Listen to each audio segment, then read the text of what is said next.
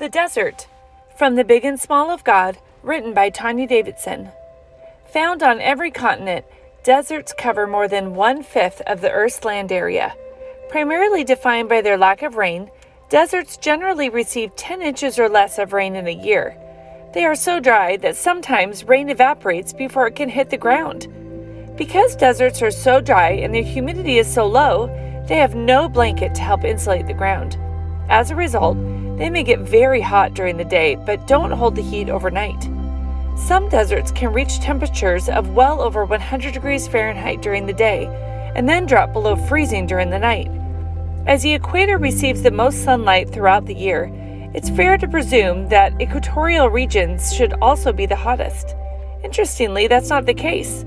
The hottest parts of the world are not located near the equator, but rather around the tropics. The equator gets the most sunlight, but a good portion of the sunlight is used up in evaporating water from seas and other water bodies.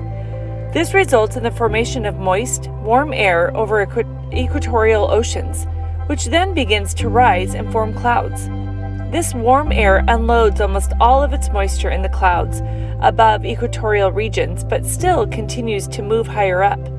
This warm air, now also dry, begins to move toward the pole, but is stopped due to the Coriolis force, which prevents it from continuing in the direction of the poles. As a result, it loops back closer to the surface in the tropics, creating the hot, dry conditions needed to form deserts. Reflections. When the stressors of life have absorbed all the moisture from your being, how do you respond to God? Maybe you have arid places in you right now. If so, take time to ask God to help you in these dry places. If you run out of words, allow Jesus, who has experience with what it feels like to have a parched soul, to be with you. Psalm 63:1. You, God, are my God. Earnestly I seek you. I thirst for you. My whole being longs for you, in a dry and parched land where there is no water. Jeremiah 17:7-8. But blessed is the one who trusts in the Lord, whose confidence is in him.